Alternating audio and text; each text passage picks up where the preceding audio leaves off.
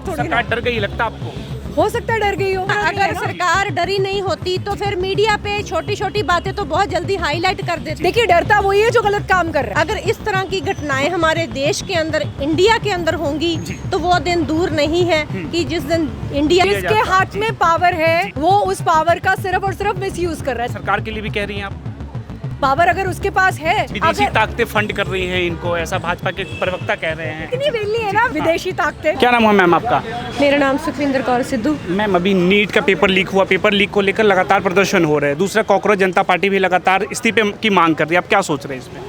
देखो, जो paper leak का मुद्दा है ये बहुत ही ऑल ओवर इंडिया के बीच में सीरियस मुद्दा है, लेकिन हमारी गवर्नमेंट को इस पे एक्शन लेना चाहिए और उनको इस्तीफा देना चाहिए। जो इस तरह की हरकतें करते हैं, अगर इस तरह से रहा तो हमारे देश का जो फ्यूचर है वो कहाँ होगा। तो मोदी जी इस पे कुछ बयान क्यों नहीं दे रहे? ना ही ट्वीट कर रहे हैं, ना ही शिक्षा मंत्री से इस्तीफा ले रहे हैं, क्या लग रहा है आपको?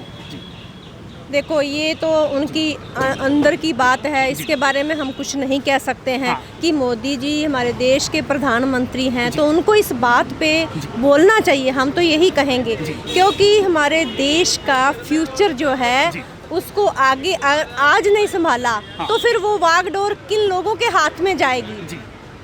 अभी कॉकरोच जनता पार्टी एक नई पार्टी आई, आपने नाम सुना उसका? यस।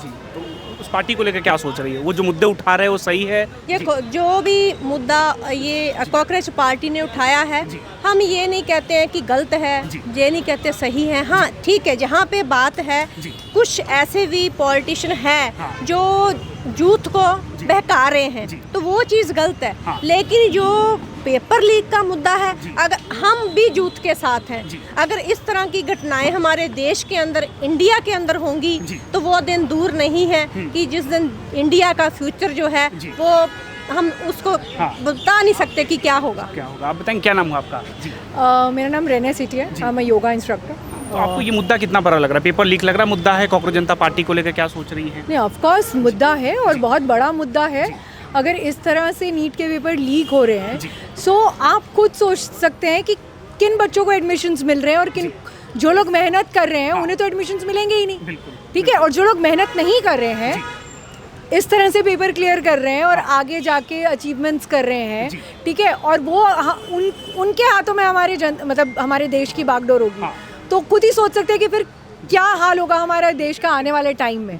ठीक है, और जो बच्चे इतनी मेहनत कर रहे हैं, ठीक है, और उनको इस पेपर लीक की वजह से अब चांस नहीं मिला कि पेपर नहीं हुआ, कई बच्चों ने सुसाइड कर लिए। हाँ ठीक है, उन्होंने अपना पूरा लाइफ उस पेपर के ऊपर, मतलब लोग बच्चे न जाने कितनी मेहनत करते हैं, माँ बाप न जाने कितना ट्यूशन फीस देते हैं उस नीट के लिए। ठीक है, घर में कर्फ्यू लग जाता है बच्चों के अगर पेपर है, जिन घरों में बच्चे नीट के पेपर की तैयारी कर रहे हैं या सीरियसली मेडिकल की तैयारी कर रहे हैं तो पूरा घर ही एक तरह से उसमें इन्वॉल्व है।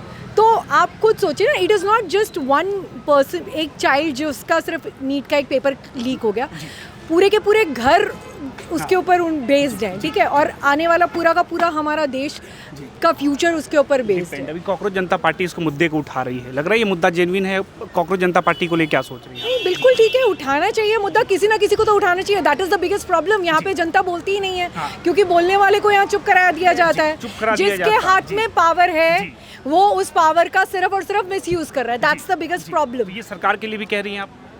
पावर अगर उसके पास है, अगर वो खुद समझदार है कि वो, उसे पता है, ये हमें बताने की जरूरत नहीं है कि वो अपने पावर का यूज कर रही है कि मिसयूज कर रही है। जो है पावर सही जगह यूज होनी चाहिए।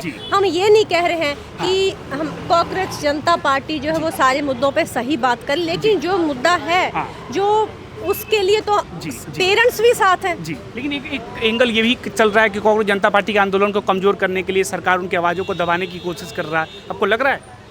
बिल्कुल कर रहा होगा।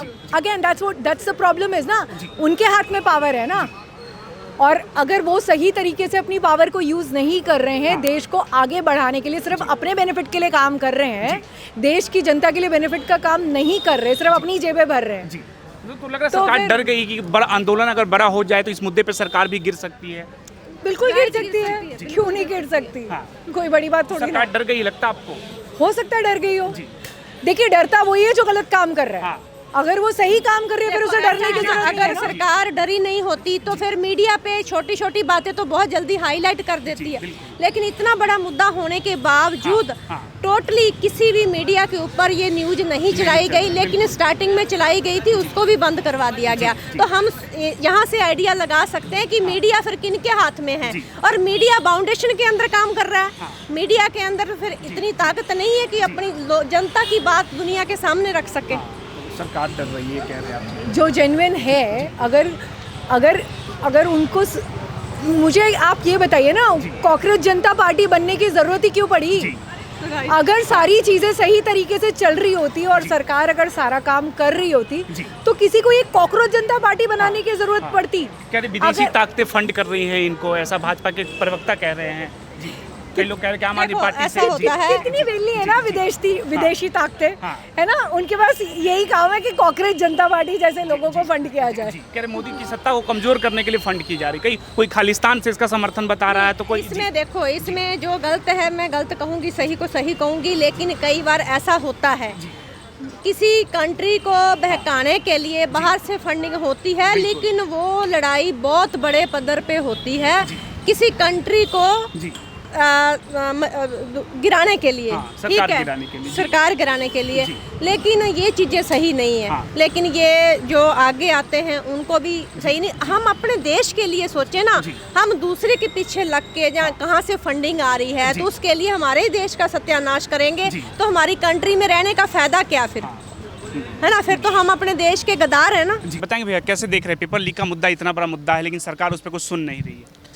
पेपर लीक मुद्दा एक वाकई में बहुत बड़ा मुद्दा है, और ये सरकार ये आज से नहीं है, लगातार जब से सरकार बनी है तब से इसका रवैया ढुलमुल रवैया रहा है पेपर लीक पे। आप देखिए जो नीट पेपर लीक का मामला आखिर क्यों हुआ? आखिर जब कोई कांड होता है या जब कोई घटना घटती है तो उस पर कार्रवाई करनी होती है। नीट पेपर लीक मुद्दा 2024 में हुआ, 25 में हुआ, आपने कितनी गिरफ्तारियाँ की, कितने लोगों को आपने सज़ा दिया, कितने लोगों को।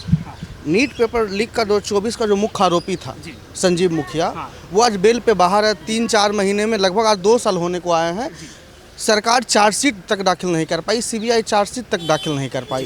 तो आखिर ऐसा क्या उसके साथ गलवहियाँ कर रही है सरकार? इसमें जो इतने प्रदर्शन हो रहे लग रहा है इसका कुछ निष्कर्ष निकलेगा? देखिए, हम अपने अधिकारों को लेकर, मांगों को लेकर लगातार संघर्ष करने वाले लोग हैं।